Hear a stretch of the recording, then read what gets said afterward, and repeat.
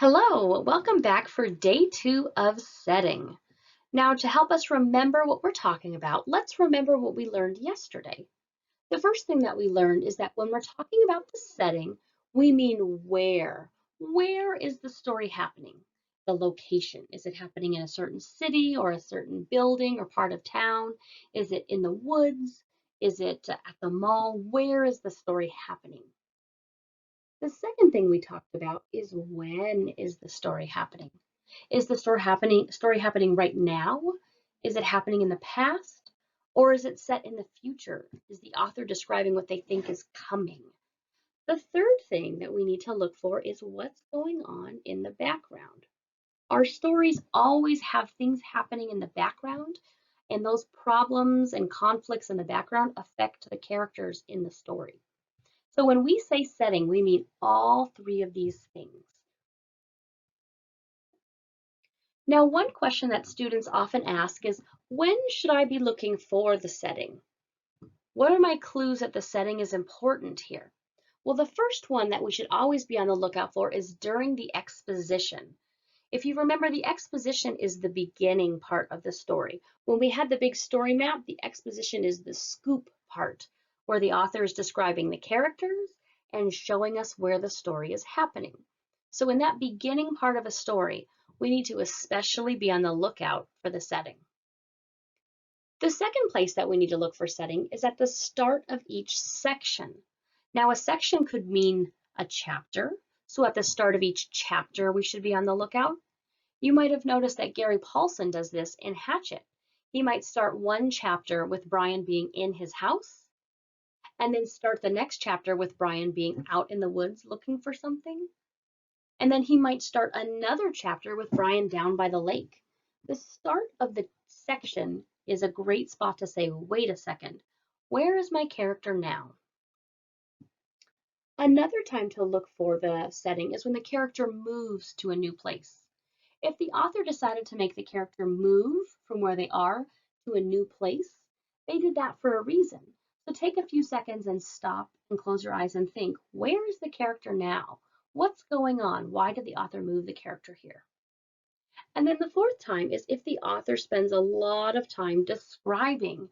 Gary Paulson does this a lot in the middle of a chapter. He'll just suddenly describe in great detail where Brian is. He really wants you to see it because it's important to Brian's story. So if the author does a lot of describing about the setting, they're trying to tell you that it's important. And we talked about this yesterday, but I really want you to remember it. When the author is giving you setting details, take some time to visualize it. That can mean closing your eyes and picturing it in your head, or that can mean grabbing your notebook or your whiteboard and just sketching it out so you can really see it. I especially use the sketching strategy if I feel confused. If the author's describing the setting and I can't understand it, then I go back to where I got confused and I read it sentence by sentence and draw it out until I can see it. So let's take that even deeper today. First, we said you're going to visualize it, where you picture it or sketch it. But then afterwards, there are three important things we need to ask ourselves when we find setting info. When I find information about the setting, I'm going to ask myself, how does this affect the plot? Remember, the plot is the events in the story. So if the setting is important, I might stop and go, what does this mean for the plot? The second thing I'm going to ask is, what does this show about the characters? How does the setting help me understand the characters? And then the third one is, what is the author trying to tell me? Remember, the author is trying to show you something even bigger than the story, and we're going to get to that in a week or two. It's called theme. But sometimes when you find setting stuff, stop and say, what does the author really want me to understand? These are the big questions that we need to ask ourselves. And in order to help me remember that, I always write down V for visualize, and then I write P for plot, C for characters, and A for author. Visualize it, then ask yourself P, C, A. We're going to practice that all year long. That's one of the secrets to being really great at reading. All right, so let's try out this strategy. Let's think about the setting in Hatchet. Let's think about when Brian first crashes and the author is describing all the green around Brian. How does that affect the plot?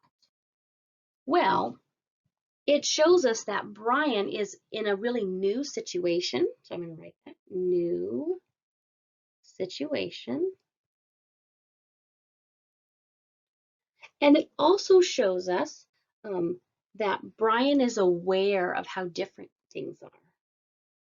He's not used to that.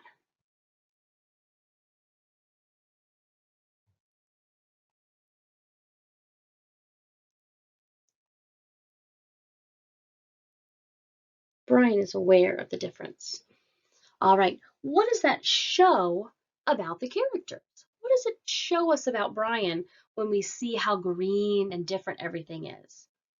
I think it's really, we kind of wrote it up here, but it's about, it shows that that this is really new for Brian. This is new for Brian. What is the author trying to teach me? What does the author want us to see when they describe how green and different all of it is? I think the author wants me to see this is a challenge for Brian. He really wants us to know that this is a big challenge.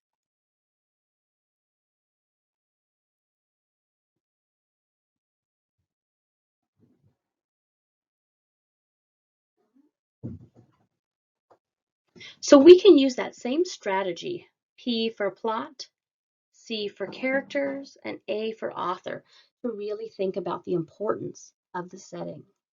All right, on the next slide, you'll be challenged to do some thinking about the setting of your own.